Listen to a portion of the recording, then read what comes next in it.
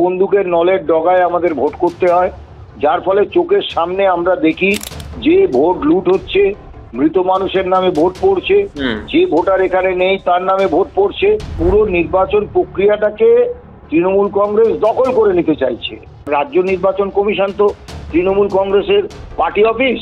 জাতীয় নির্বাচন কমিশন তারা বেশ কয়েক বছর ধরেই দেখছি তারা না হোমে না যজ্ঞে, শুধু হুঙ্কার ছাড়েন, তারা কাজের কাজ কিছু করতে পারেন না। নিয়ম অনুযায়ী পার্শ্ব শিক্ষকদের বিএলও পদে নিয়োগ করা যায় না, তারপরেও পুরুলিয়াতে পার্শ্ব শিক্ষককে সহকারী শিক্ষক দেখিয়ে বিএলওতে নিয়োগ করা হয়েছে। এভাবে নির্বাচনী বিধি বা নিয়ম অমান্য করে কি সরকারে থাকতে চাইছেন মমতা বন্দ্যোপাধ্যায়? দেখুন, যদি জনমতের প্রকৃত প্রতিফলনে মাননীয়া যদি ক্ষমতায় আসতে পারতেন তাহলে তো উনি নির্ভয়ে থাকতেন। ওনার নির্বাচন কমিশনকে ধমক চমক দেওয়ারও কোনো প্রয়োজন ছিল না, আবার বিএলওদের ধমক দেওয়ারও কোনো প্রয়োজন ছিল না, আবার পার্শ্ব শিক্ষক যারা স্থায়ী সরকারি কর্মচারী বা শিক্ষক শিক্ষাকর্মী নয় তাদেরকে বিএলও হিসেবে নিযুক্ত করারও দরকার ছিল না। উনি স্পষ্ট বুঝতে পারছেন যে ভোটার তালিকায় প্রচুর জল আছে। এই ধরুন, যারা মারা গেছে, দীর্ঘদিন মারা গেছে, তাদের নাম ভোটার তালিকায় রয়েছে এবং তাদের হয়ে ভোট দেয়া হচ্ছে।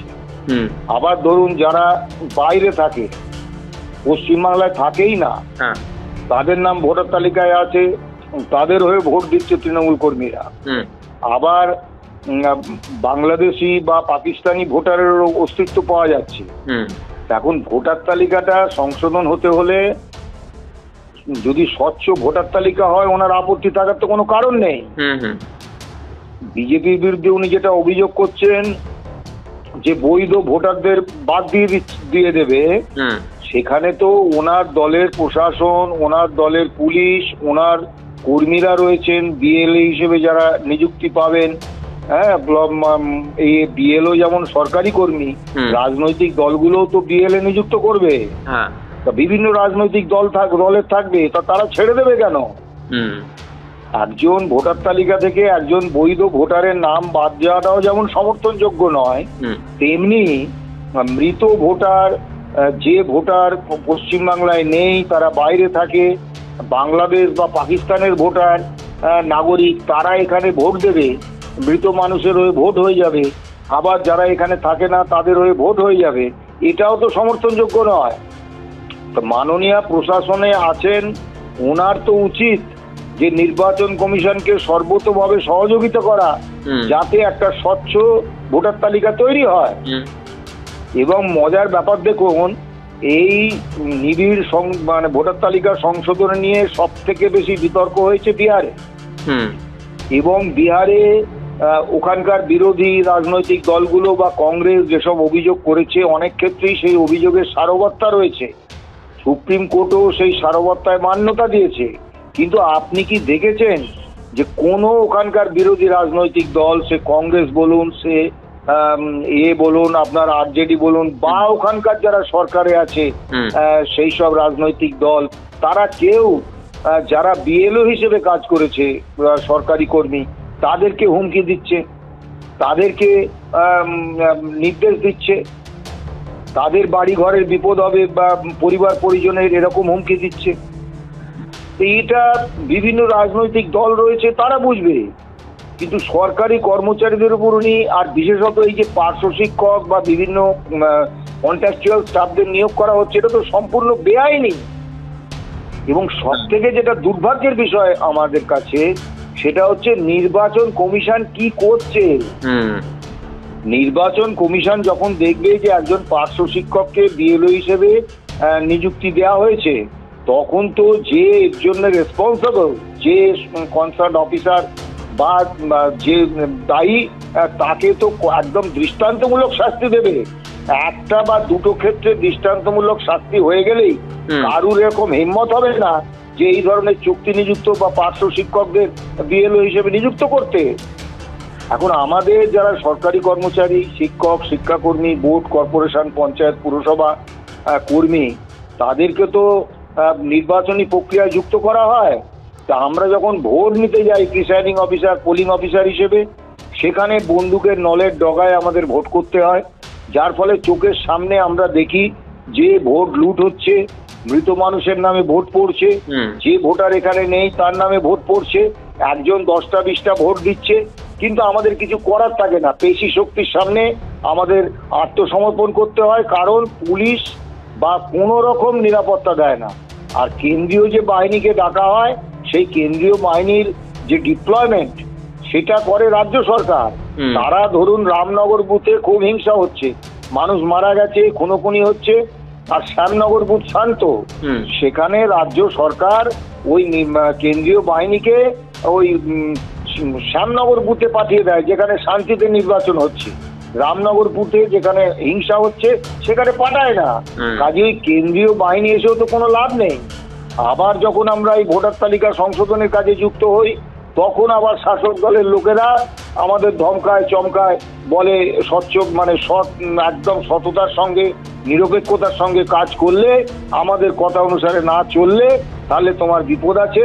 নির্বাচন কমিশনের আওতায় তোমরা আর কদিন, তোমাদের তো নির্বাচন শেষ হয়ে গেলি ব্যাস, নির্বাচন কমিশনের ক্ষমতা শেষ, তখন তো রাজ্য প্রশাসনের অধীনেই থাকবে, তখন দেখে নেবো। এবং তোমার পরিবার পরিজন তো এই পশ্চিমবাংলাতেই থাকবে, তাদের নিরাপত্তা তো আমাদের পুলিশই দেবে, তখন দেখে নেবো। মানে আমাদের সরকারি কর্মচারীদের হয়ে গেছে শাকের করা। আর এই পার্শ্ব শিক্ষক বা যে চুক্তি নিযুক্ত কর্মীদের দেয়া হচ্ছে, এখন এদের অনেকেই তো নিযুক্ত হয়েছেন তৃণমূল নেতাদের সুপারিশে, যার ফলে রাজ্য সরকার সিভিক পুলিশ বলে একটা যে সিভিক ভলেন্টিয়ার যারা রয়েছে তারা তো সব তৃণমূল কংগ্রেসের কর্মী, যার ফলে পুরো নির্বাচন প্রক্রিয়াটাকে তৃণমূল কংগ্রেস দখল করে নিতে চাইছে। এবং একটা রাজনৈতিক দল কখন নির্বাচন প্রক্রিয়াটাকে দখল করে নিতে চায়, যদি সে বোঝে যে না আমার ভীষণ জনপ্রিয়তা, আমাকে মানুষ চাইছে, সে তো কোনো গোলমালের মধ্যে যাবে না, সে তো চাইবে স্বচ্ছভাবে ভোট হোক। কিন্তু যখন দেখে যে আমার জনপ্রিয়তা নেই, যদি নিরপেক্ষভাবে নির্বাচন হয় এবং যাদের ভোট দেওয়ার কথা তারাই শুধু ভোট দিতে পারে, তাহলে আমার আর ক্ষমতা থাকবে না, অন্য কেউ ক্ষমতায় এসে যাবে, এই ভীতিটা যখন শাসক দলকে একেবারে আঁকড়ে ধরে, তখন শাসক দল মরিয়া হয়ে এসব প্রয়াস করে। কিন্তু দুর্ভাগ্য, নির্বাচন কমিশনে যতটা করা হওয়ার দরকার নির্বাচন কমিশন কিন্তু ততটা করা হচ্ছে না। যেমন এই বিএলওদের যে ধমক দেওয়া হচ্ছে বিভিন্ন এলাকায়, অভিযোগ গেছে নির্বাচন কমিশনের কাছে, এখনো পর্যন্ত নির্বাচন কমিশন কিছু করেছে এরকম কোনো তথ্য তো আমাদের জানা নেই। স্যার, নিয়মের তোয়াক্কা নেই এ রাজ্যে, আর যে রাজ্যে যে এই রাজ্য সরকার এই সমস্ত কিছু দেখেও নিষ্ক্রিয়ভাবে বসে আছে বা দলীয় স্বার্থে মদত দিচ্ছে বলা চলে, সেই সরকারের অস্তিত্ব নিয়ে প্রশ্ন উঠবে, এটা কি স্বাভাবিক নয় স্যার? হ্যাঁ, অস্তিত্ব নিয়ে প্রশ্ন উঠবে, কিন্তু মুশকিল হচ্ছে নির্বাচন কমিশন যদি অন্ধ ধৃতরাষ্ট্রের ভূমিকায় অভিনয় করে, তাহলে তো এই পেশি শক্তিরই জয় হবে।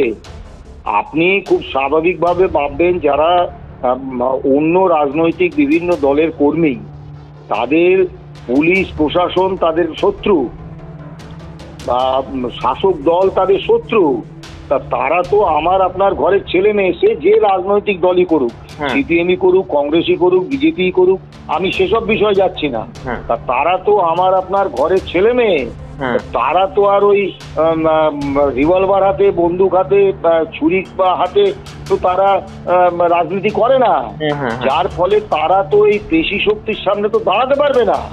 রাজনৈতিক নেতারা অনেক বড় বড় কথা বলতেই পারেন, কিন্তু মুশকিল হচ্ছে তাদের গায়ে তো কোনো রকম আক্রমণের আঁচ আসবে না, আঁচ আসবে আমাদের নিচের তলায় যে সমস্ত সাধারণ কর্মী, আমার আপনার ঘরের ছেলে, তাদের আমাদের ঘর বাড়ি জ্বালিয়ে দেওয়া হবে, আমাদের উপর আক্রমণ হবে। নেতারা বড়জোর এসে একটু ওই সৌজন্য বার্তা দিয়ে যাবেন, পাশে টাকার কথা বলে যাবেন, কিন্তু ক্ষতি যা হওয়ার তো আমাদেরই হবে।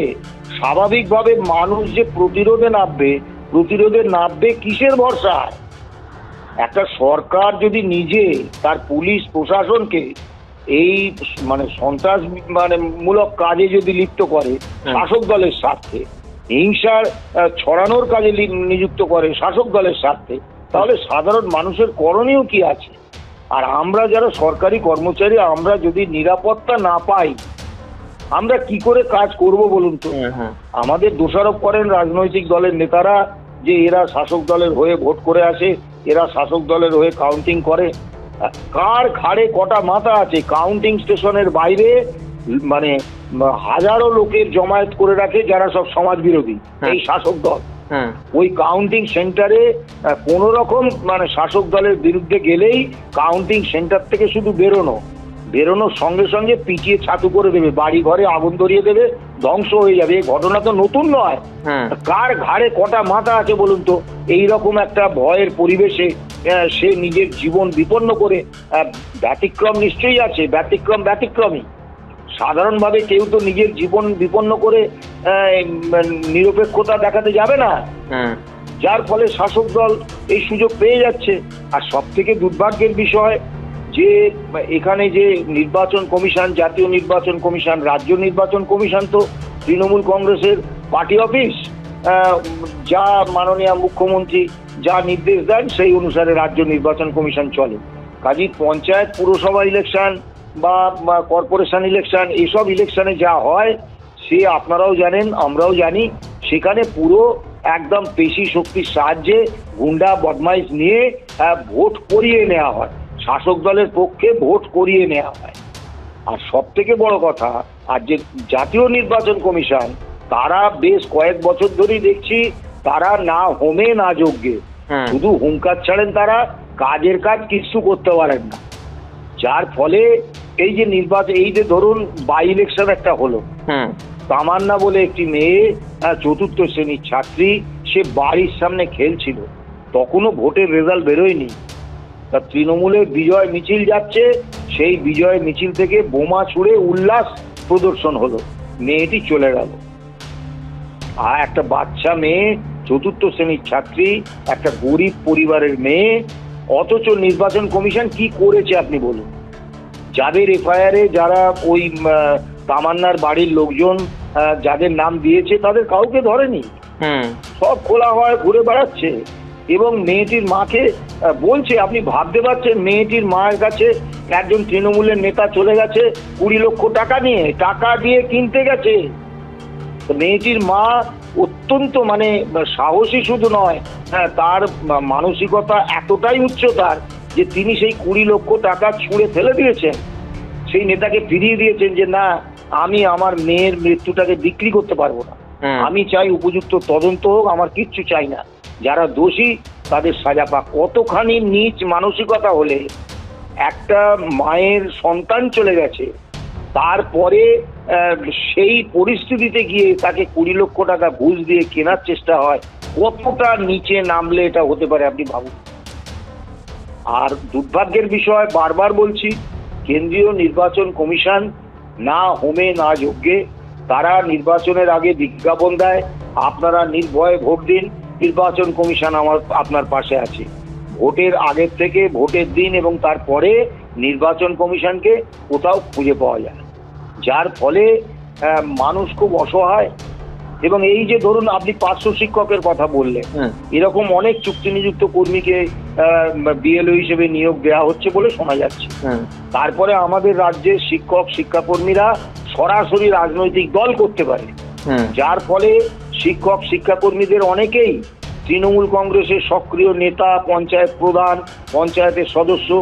তারা যদি বিএলও হয়, তারা তো শিক্ষক হিসেবে বিএলও হতেই পারে, শিক্ষক বা শিক্ষাকর্মী হিসেবে তারা স্থায়ী কর্মী, বিএলও হতেই পারে।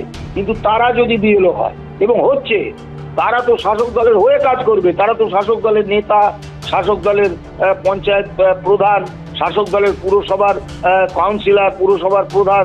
তারা তো তাহলে তো নির্বাচন কমিশনকে এই দিকটাও দেখতে হবে যে শিক্ষক শিক্ষাকর্মীরা কোনো রাজনৈতিক দলের সঙ্গে যুক্ত, তাদেরকে নির্বাচনের কাজে নিযুক্ত করা যাবে না, তাও তো হচ্ছে না।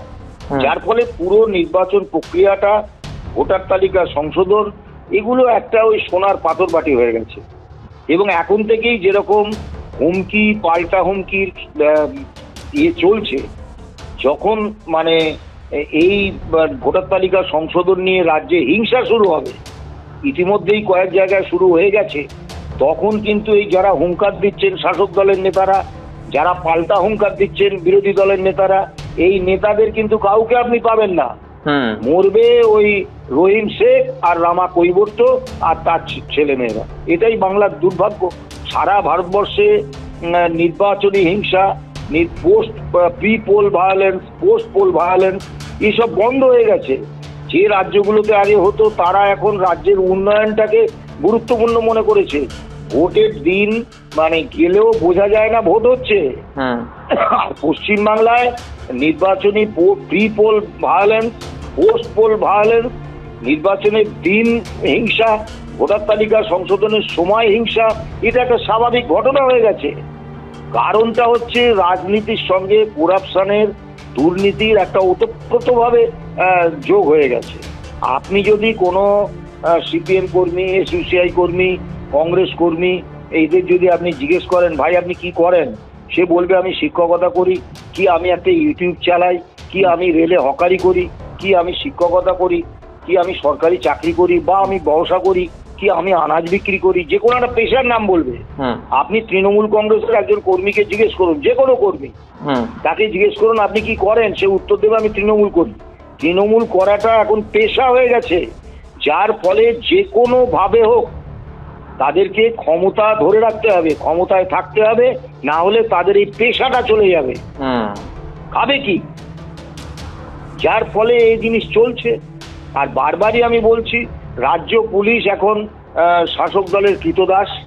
তাদের থেকে কোনো রকম সাহায্য সহযোগিতা প্রতিবাদী মানুষ পাচ্ছেন না, পাবেন না। যারা অত্যাচারিত হচ্ছেন তারা পাচ্ছেন না, পাবেন না। আর প্রশাসন, সেও হচ্ছে শাসক দলের কৃতদাস। এবার আমাদের বহু ভরসা ছিল আদালত, কিন্তু মুশকিল হচ্ছে আদালত তো এত দীর্ঘসূত্রী এবং সেখানে সব রায় যে অত্যাচারীদের পক্ষে আসবে এরকম নয়। আর আদালত তো নির্দেশ অনেক কিছু দিচ্ছে, কিন্তু সে নির্দেশ মানবে তো সরকার। সরকার যদি মনে করে আমি নির্দেশ মানবো না, আদালত কি করবে? আদালতের তো নিজস্ব পুলিশ বাহিনী, নিজস্ব প্রশাসন তো নেই। আদালতের নির্দেশ তো সরকারকেই কার্যকর করতে হবে। যার ফলে পশ্চিম বাংলায় একটা মানে অরাজকতা চলছে এবং এটাই মানে পশ্চিম বাংলার দুর্ভাগ্য। উন্নয়ন বন্ধ হয়ে গেছে, শুধু মদ, নেশা, মারামারি আর এই অসভ্যতা চলছে।